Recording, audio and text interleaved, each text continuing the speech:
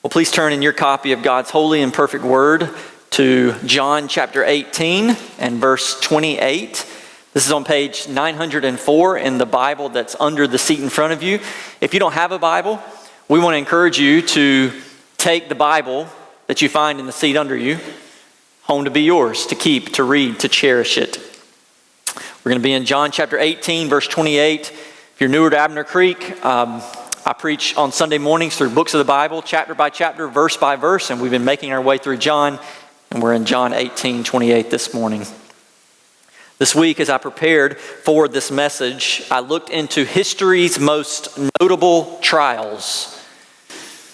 One website subjectively listed the top 75 most notable trials in history. Before I tell you the top 5 on their list, here were some of the honorable mentions. The Scopes monkey trial, Salem witch trials, Roe v. Wade trial, George Floyd trial, and Nuremberg trials. I trust you recognize those. But here are the top 5 trials, according to one website. Now, who really knows the top 5? But this is their opinion. Top five trials in history. I'll go in descending order. Number 5, the trial of Socrates. Yes, the Greek philosopher of the 5th century BC era. Probably not one that you were likely expecting to hear, but evidently it was quite the notable of trial. Socrates was tried for corrupting the youth of his day with his teachings.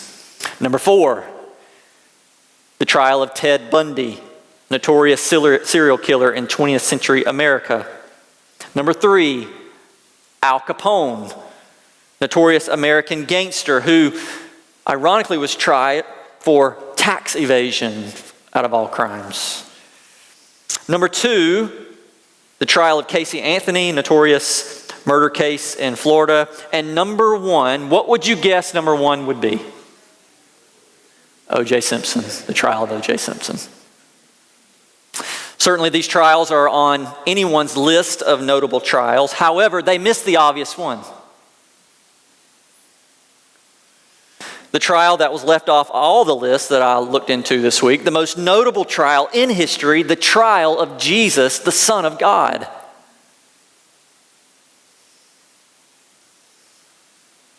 We're going to read the bulk of that trial in our text this morning. So if you have your Bible, look in John 18, starting in verse 28. Then they led Jesus from the house of Caiaphas to the governor's headquarters. It was early morning. They themselves did not enter the governor's headquarters so that they would not be defiled, but could eat the Passover. So Pilate went outside to them and said, "What accusation do you bring against this man?" They answered him, "If this man were not doing evil, we would not have delivered him over to you."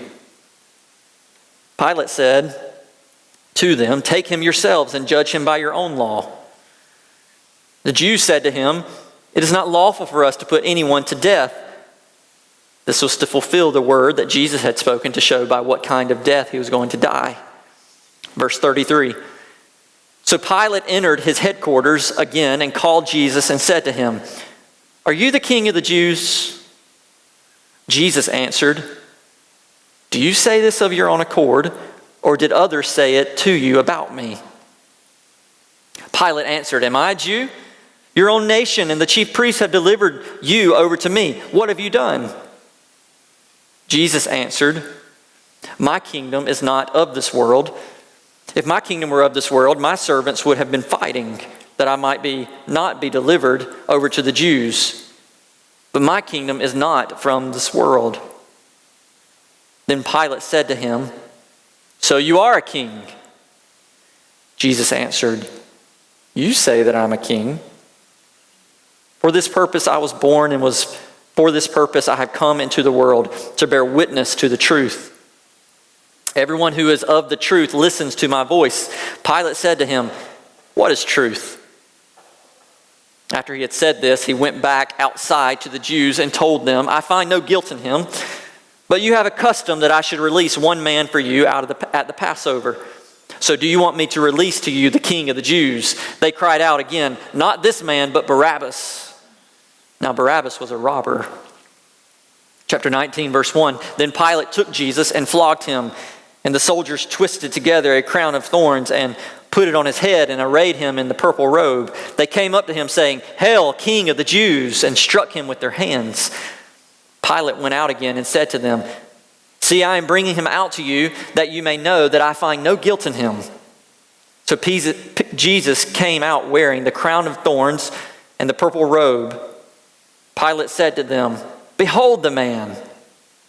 When the chief priest and the officers saw him, they cried, "Crucify him, crucify him." Pilate said to them, "Take him yourselves and crucify him, for I find no guilt in him." The Jews answered him, "We have a law, and according to that law, he ought to die because he has made himself the Son of God." When Pilate heard this statement, he was even more afraid. Verse 9, he entered his headquarters again and said to Jesus, "Where are you from?" But Jesus gave him no answer. So Pilate said to him, "You will not speak to me? Do you not know that I have authority to release you and authority to crucify you?" Jesus answered him, "You would have no authority over me at all unless it had been given you from above. Therefore, he who delivered me over to you has the greater sin." This text is all about a king and his work. Jesus has been arrested and he has been sent before Annas and Caiaphas, two of the most influential figures in the Jewish Sanhedrin. The Jewish religious system formally had to formally accuse Jesus of a crime, and they did, and so now they have sent him before the Roman governor to receive an official sentencing. The Jewish Sanhedrin can condemn him religiously, but they need Rome to sentence him criminally. So after spending all night in Jewish interrogation, which we've seen in previous weeks, Jesus is now appearing before Pilate. And as Jesus appears before Pilate and stands before this Roman authority, I want you to notice in the text the theme of kingship throughout. So first of all, notice how many times in the text the actual word king or kingdom appears. Verse 33, "Are you the king of the Jews?" Verse 36, "My kingdom is not of this world. If my kingdom were of this world." Verse 36, "But my kingdom is not of this world." Verse 37, "So you are a king." Verse 37, "You say that I'm a king." Verse 39, "Do you want me to release the king of the Jews?" 19:3, "Hail, King of the Jews." 19:12, "Everyone who makes himself a king opposes Caesar." 19:14, "Behold your king." 19:15, "Shall I crucify your king?" 11 times, all throughout this text. The central theme is over what to do with this so-called king. Even the reference to Pilate being the governor and Caesar being the king reveals this authoritative theme. Even the wardrobe that they give Jesus, the crown of thorns and the color purple representing royalty, is supposed to mock his supposed kingship. Even the mantra that they call out, "Hail, King of the Jews," serves as a way to highlight this claim. And of course, the one irony of all of it is usually the king is the one who is in charge, but here it's the king that's on trial. As we walk through the narrative together, I want you to consider this theme of kingship, and I want to consider it with you in 4 points. Number 1, notice the king's trial. So we begin in chapter 18, verse 28. It says, "Then they led Jesus from the house of Caiaphas to the governor's headquarters." The Roman governor of this time was, of course, Pontius Pilate. He ruled from AD 26 to 36. This would have been at the peak of his rule when Jesus, this controversial figure, comes before him. In the Roman political structure, you had the emperor who was king, or Caesar. Many of the emperors after Julius Caesar took that name, Caesar. Then under Caesar, you have the governors who would serve over their local districts. This was Pilate's role. So Jesus is now brought before this Roman governor in his headquarters to stand official Roman trial. Verse 28 says, this angry mob that brought Jesus to the headquarters of Pilate, verse 28 says, they themselves did not enter the governor's headquarters so that they would not be defiled, but could eat Passover. The Jewish crowd that brought Jesus refused to enter this Gentile structure because of their law tradition that stated if they went into a Gentile structure, then they would be defiled or considered unclean, and therefore they couldn't participate in the Passover. As long as they remained outside in an open air courtyard, then they were okay. But if they went inside, in their minds, they would be trapped inside with this vile contamination. And so they say outside, verse 28 says. They wait for Pilate to come out to them, and when he does, they present Jesus to him for judgment. Again, the irony is thick here as this crowd is trying to avoid becoming unclean as they do the dirty work of killing the Son of God. Now, if Jesus is to be sentenced criminally, the people need a legitimate accusation against him. This is why Pilate asked in verse 29, you can see his question, what accusation do you bring against this man? See, Rome had no interest in getting in the middle of a religious dispute between Jews. They had no fight to pick there.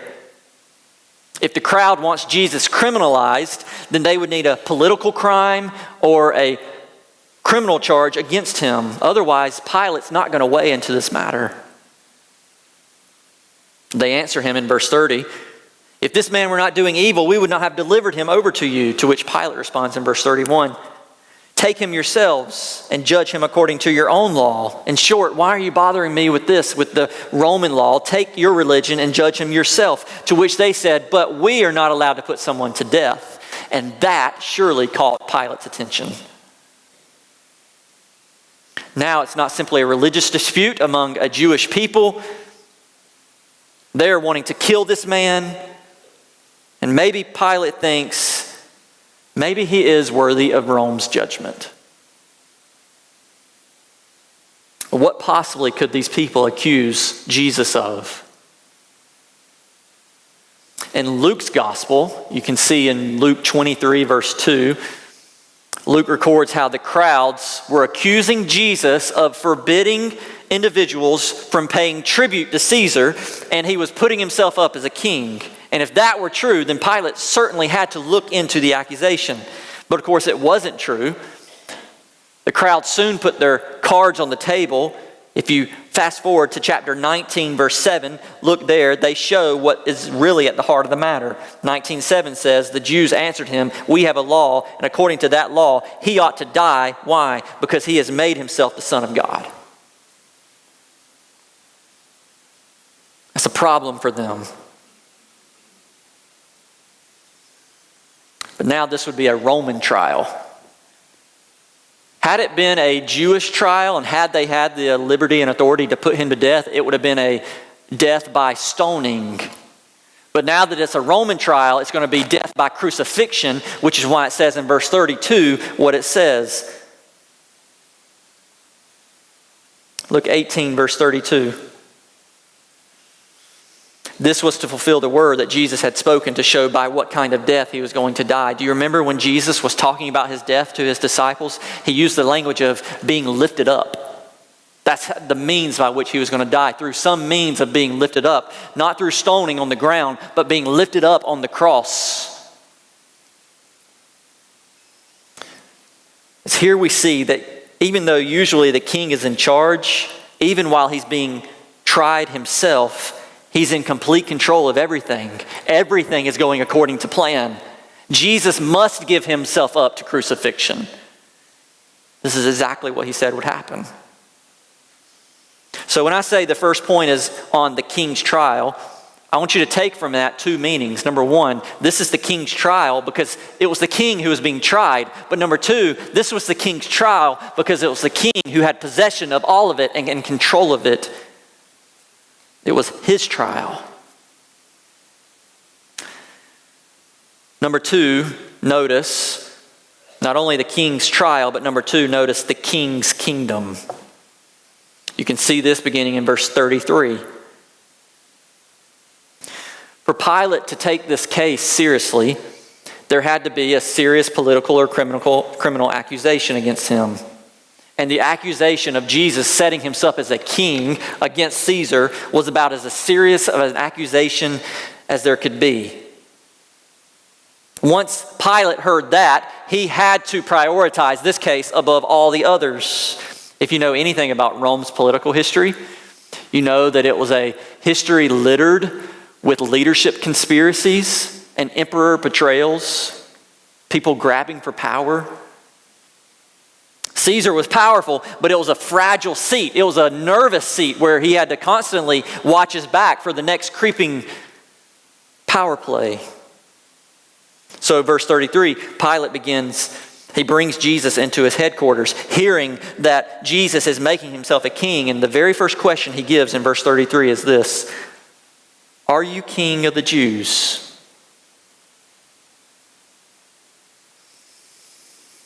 Now, an answer of yes to that question would make for a quick trial, because that would be strictly forbidden. What does Jesus say to the question, "Are you king of the Jews?" Verse 34. In essence, Pilate, "Do you say this of your own accord, or did others say it to you about me?" I believe Jesus would have evangelized Pilate right then and there if he was genuinely asking. "Pilate, are you asking me if I'm king, or are you just doing your job? Because if you want to know if I'm king, I'll show you that I'm king from Genesis to Revelation right here. Do you want to know, Pilate?"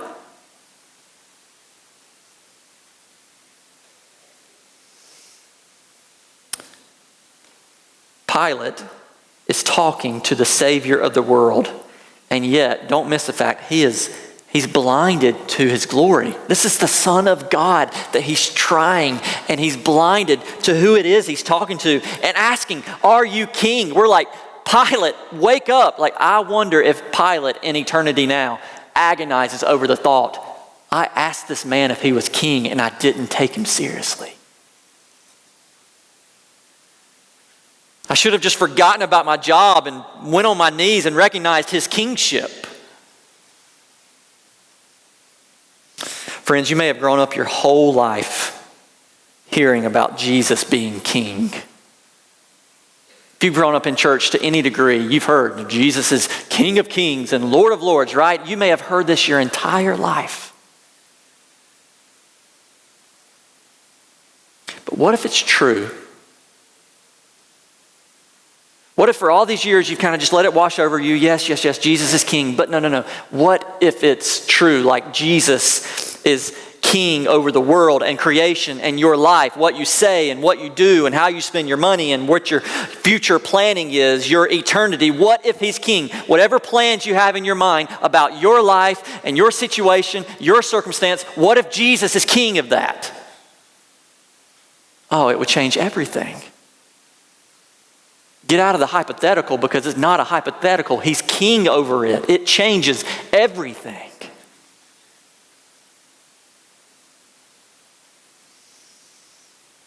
If you're someone here today and you have never seriously taken that proposition seriously, don't dismiss it like Pilate. Jesus says, "Are you asking, Pilate?" Jesus was ask each of you today, are you asking if he is king? Pilate brushes it off.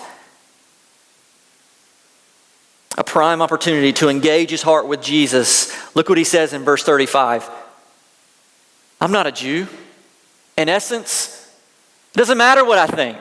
It doesn't matter what I ask you, Jesus. It's your nation," verse 35. "Your nation, your chief priests have delivered you. Tell me what you've done. Are you the king?" But Jesus does not fall into the easy trap. He does not say explicitly here that he is the king. Instead, he begins talking about his kingdom.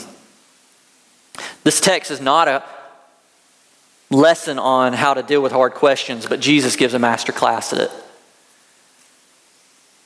He doesn't say explicitly he's the king, but he begins to talk about his kingdom. Verse 36. My kingdom is not of this world. If my kingdom were of this world, my servants would have been fighting that I might not be delivered. But my kingdom is not from this world. I love how the Gospel of Matthew records this in his Gospel. If you look in Matthew 26:53 at some point, you will see that he records Jesus at this point saying to Pilate, if he wanted, he could summon 12 legions of angels to come and fight for him right there. That would be 60,000 angels. He says, Pilate, I could come and they would do my service. But my kingdom's not of this world. My kingdom is not of this world. When Jesus says that, eternity must hear the echo of Daniel chapter 7, verse 14, reverberating in the moment. In the Old Testament, Daniel tells of a king who would come into history who would be given, quote, dominion and glory and a kingdom, that all peoples and nations and languages should serve him.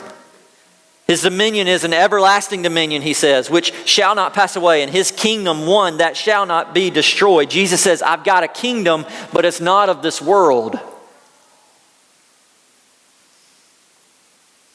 Christians need to hear this on repeat. Jesus has a kingdom, but it's not of this world. Augustine famously said, quote, there are aspects of his kingdom in the world, but his kingdom is not of this world. And don't get me wrong, the events of the world are important, but they are not ultimate.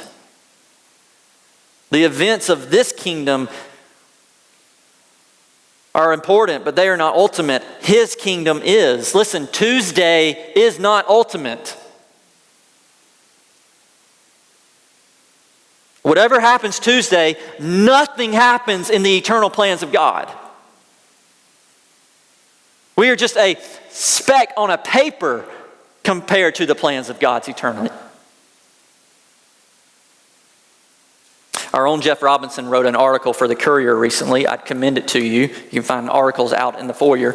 In it, he writes, quote, if Christians gain the White House, sweep Congress, and put leaders in the governor's mansions of all 50 states, it still won't fix the fundamental problems of sinful hearts behind society's problems, end quote. Christians need to hear on repeat, Jesus has a kingdom, but it's not of this world. I love, one of my favorite verses is Luke 12:32. You probably hear me talk about it in sermons before. Luke 12:32, Jesus says, fear not, little flock. And we look around at times and we think, well, my goodness, there's a lot to be fearful of. There's a lot not going the right way, Jesus. And Jesus says, fear not, little flock. Why? He says, for it is your Father's good pleasure to give you the kingdom.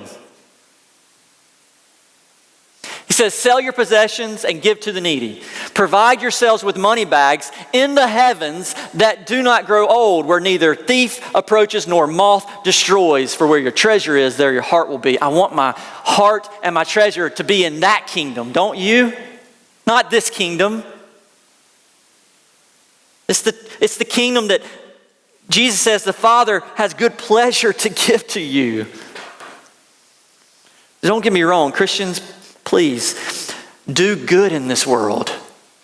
Care for this world. Cultivate this world with your hands and your thoughts and your minds, but get your long-term stock out of this world and put it in the kingdom that is Jesus's.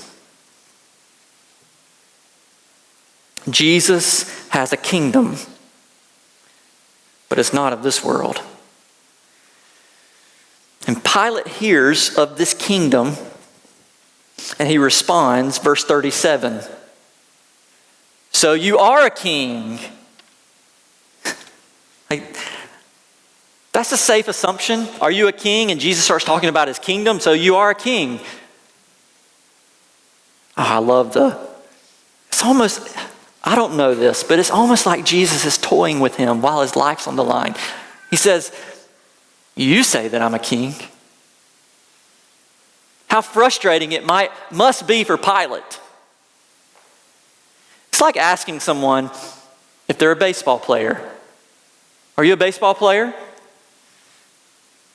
And all they talk about is swinging the bat and catching the ball and running the bases. And you say, so you're a baseball player? And they answer, I do love the game.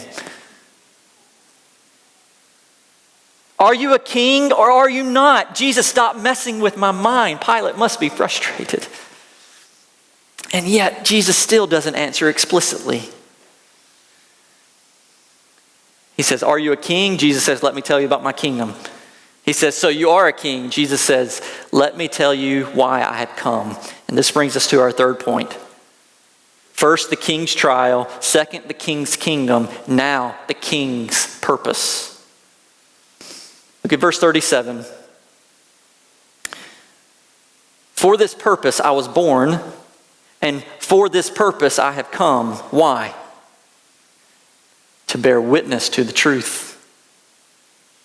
Everyone who is of the truth listens to my voice. I want you to see Jesus accomplishes two things in his mission. First, he came to tell the truth. Now, here's the thing about truth. Everyone recognizes truth. Not everyone agrees on what is true, but everyone recognizes truth. If you talk about religion with people, not everyone will agree on what is true. If you talk about politics with people, not everyone will agree on what is true. If you talk about Tesla Cybertrucks with people, not everyone will agree on what is true. My son thinks they're the greatest truck in the world. I think they look like a refrigerator on wheels. Not everyone agrees on what is true, but everyone recognizes the reality of truth. If you steal someone's car, I'll guarantee they will say something to the effect, it is true, you should not do that. Even the most postmodern person alive who claims there is no truth quickly looks foolish when you ask him, is it true that there is no truth? See, everyone recognizes the reality of truth on some level, even if they don't all agree on what it is. This means if truth exists, then truth has an origin. In other words, someone has determined what is true and what is not. Do you realize that the very reality of right and wrong points to a truth maker? In other words, someone is the standard maker for morality. This is right and this is wrong. And whoever sets the standard for morality is the truth maker. And who is that? Like, who sets the standard for right and wrong? And many in our culture will simply say, well, it's the majority of society that agrees. Whatever the majority of society agrees on true, what is true, then that is the truth. But try that logic, 1930s, Nazi Germany, where a majority of people said it was right to eliminate Jews. The majority said it, but obviously it wasn't right. Of course it's not the majority. Morality and truth must be a fixed reality that comes outside of society. Morality and truth point to the existence of a truth maker, God, who sets the standard of right and wrong alone. But you know that for many people, the existence of evil makes them question the existence of God. Like, if God were real, then how could there be evil? But brothers and sisters, if God did not exist, nothing would be called evil, for there would be no standard of good. God sets the standard of truth, and then he reveals it to his creation. And how do we know what is true? Verse 37. For this purpose I was born, for this purpose I have come, to bear witness to the truth. Ultimately, all truth starts with God, and ultimately all truth flows from Jesus. He is the foundation. He is the one who tells you what God is like. He is the one who tells you what you are like. He demonstrates righteousness and he condemns unrighteousness. He explains the world as we know it, and he reveals a world to come that we don't. He tells you how to be reconciled back to God, your Creator. and he promises to be with you along the way. He answers your life's biggest questions. He satisfies your life's longest yearnings. He brings order to chaos. He's the solution you've been looking for but you've never found. He claims himself to be the way, the truth, and the life. This is Jesus, the only lasting answer for your wandering life. In a world that has lots of questions, Jesus has come to reveal truth. And you and I will respond to him in one of two ways. We will love him for it and embrace him, trusting him wholly, or we will go along with the crowd, chanting, "Crucify him." Look at Pilate's response in verse 38. He goes along with the crowd. He makes one of the most hollow answers in Scripture. Jesus says, "I'm here to reveal truth." Verse 38, Pilate says, "What is truth?" Now, I don't know how he said this, but I believe he may have said it in frustration.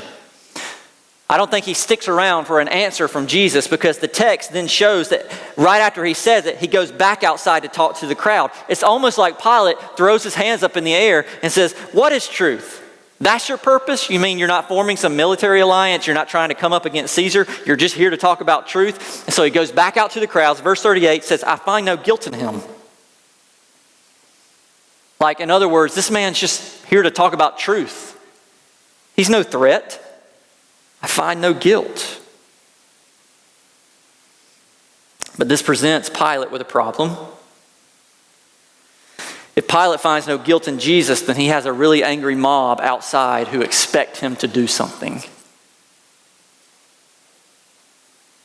So he offers a deal to them. Verse 39. "You have a custom that I should release one man for you at Passover.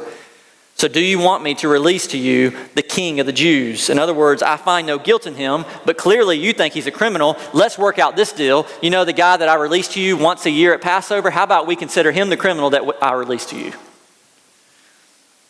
And they cry out, verse 40, "No, not this man. We want Barabbas instead." Now John says Barabbas was a robber. The other gospel writers mention him as well. The other gospel writers say that he was notorious. They call him an insurrectionist murderer. This was a man who came up against Rome, killing and murdering people all along the way. He was not some low-life prisoner. The entire community had to have known who he was in order to call out, "No, release him." Perhaps it had the effect of Pilate offers to give them this innocent man in Jesus, and they say, "No, give us Saddam Hussein instead. Give us bin Laden instead. Release him and kill him."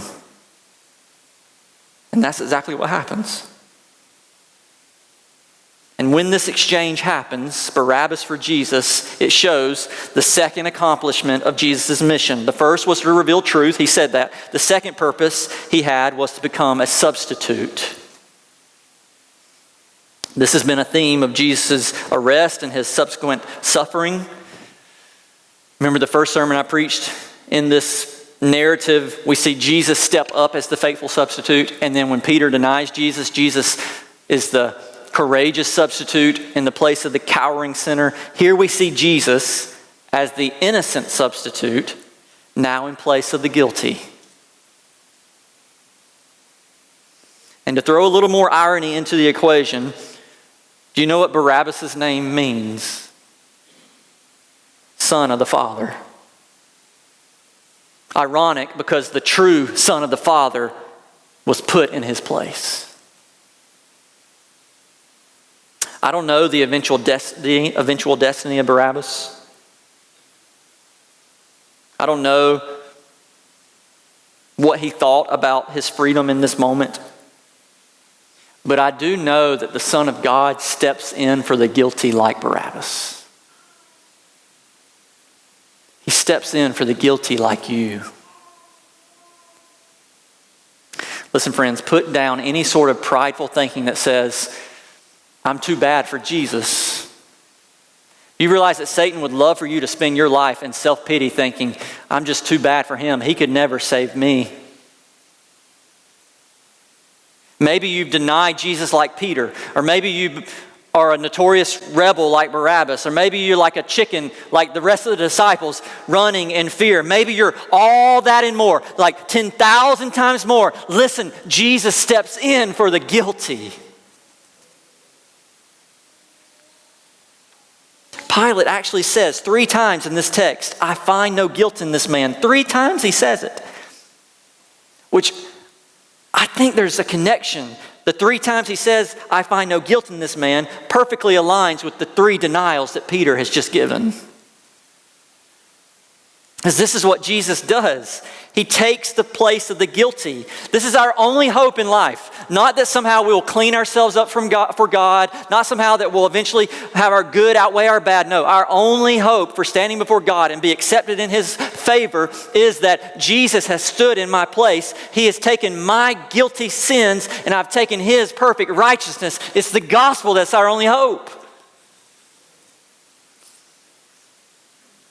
So if you're here this morning and you think you're too dirty for God, let me implore you to get on your knees, confess your sins, and to receive the forgiveness that He would give you.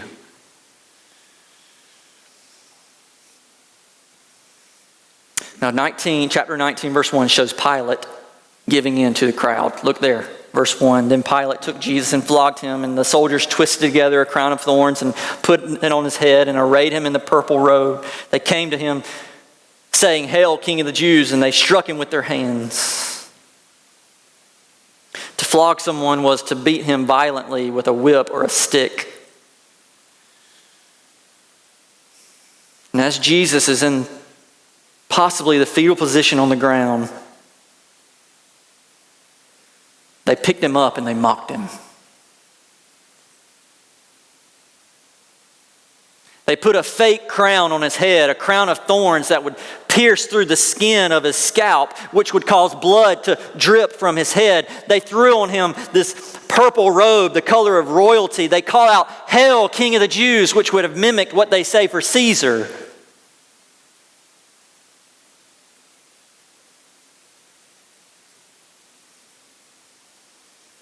Pilate roughs him up a bit, thinking that it will be sufficient for this bloodthirsty crowd. Look at verse 4. So Pilate went out again and said, See, I find no guilt in this man. Verse 5 reveals a heart-wrenching scene. So Jesus came out wearing the crown of thorns and the purple robe. Pilate said, Behold the man. Kind of if he was saying, Look at him. He's no threat. They paraded Jesus out like Aslan with his fur stripped at a low point with his enemies laughing.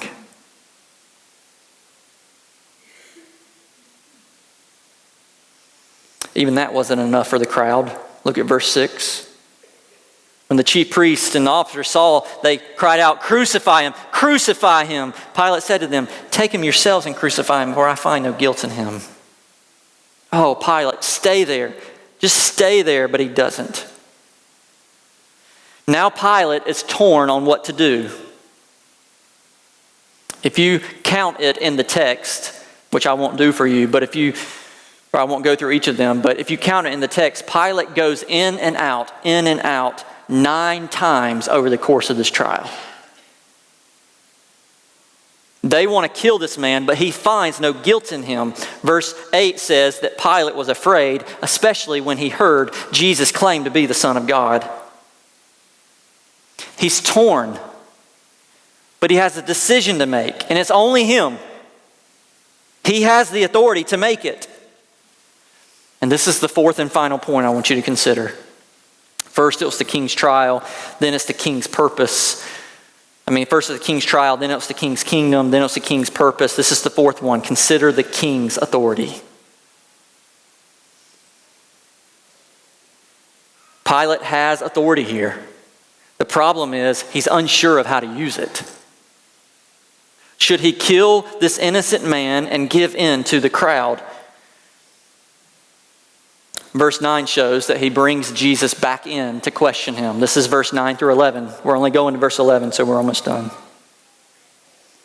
Verse 9, he entered his headquarters again and said to Jesus, "Where are you from?" But Jesus gave him no answer. So Pilate said to him, "You will not speak to me? Do you not know that I have authority to release you and authority to crucify you?" Jesus answered him, "You would have no authority over me at all unless it had been given to you from above." He brings him in. He's torn over what to do with this innocent man. And he says, "So where are you from?" And Jesus remains intentionally silent. I can imagine possibly Pilate being annoyed as he sort of paces back and forth, finding himself between this rock and the hard place, possibly talking to Jesus like, "Hey, listen, they want to kill you. Listen to them chant. And now you won't even talk to me. Do you not realize that I have authority to release you? Do you not realize that I have authority to kill you and you want to be silent?" And that gets Jesus talking. Almost as if he says, "You want to talk about authority?" Verse 11, "Pilate, you would have no authority over me at all unless it had been given to you from above." In essence, let's be clear, Pilate, God is the supreme authority in this room. Don't you just love the power of Jesus? I mean, what a moment this is. The crowd is chanting for him to be killed outside, and Pilate is trying to intimidate him inside. The whole world is against him. He's bruised and bloodied at this point, about to lose his life, and Jesus makes the point, God is the supreme authority.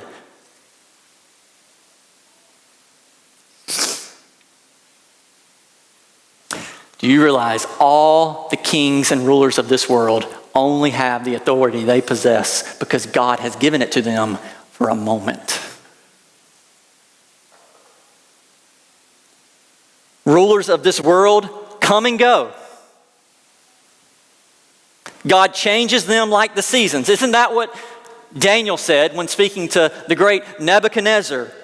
"Blessed be the name of God who reigns forever and ever. He changes times and seasons. He removes kings and sets up kings." This means all the world leaders of today are chess pieces in God's plan. Xi Jinping of China, chess piece. Vladimir Putin of Russia, chess piece. Benjamin Netanyahu of Israel, chess piece. Ali Khamenei of Iran, chess piece. Kim Jong-un of North Korea, chess piece. Aren't these the most notable leaders of our day? The names that fill our news cycles, the names that are the power brokers of the world. These are the names and the men of authority. And come Tuesday, when there's a transfer of authority from Joe Biden to Kamala Harris or Donald Trump, it will not be primarily a transfer of authority granted by the American people, but it will be a transfer of authority granted by the ordained plans of God. Why? Because Romans 13:1 is true. "For there is no authority, not in China or Russia or Ukraine or United States or anywhere, there is no authority except from God, and those that exist have been instituted by God." So brothers and sisters, listen, don't be mistaken. The names of the great world leaders of today, the most powerful leader of the world today, is just a mere footstool compared to the power of God.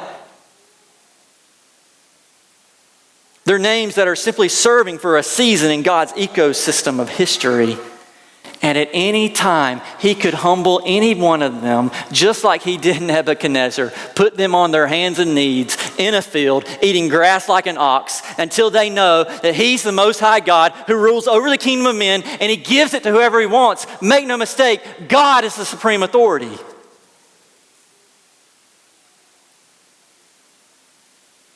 And this is why Jesus had no fear before Pilate. And this is why, brothers and sisters, you can not fret nor ultimately hope in what happens Tuesday. Because your security is not in the authority of any nation or leader of it, but in the authority of Jesus, the King of Kings, who said, "My kingdom is not of this world." I'll close with this summary statement. Here we see Jesus, the King, on trial. And this sums it up. The king's trial reveals to us the king's kingdom. And the king's kingdom reminds us of the king's purpose. And the king's purpose is fulfilled by the king's authority. So go be the king's people. Let's pray.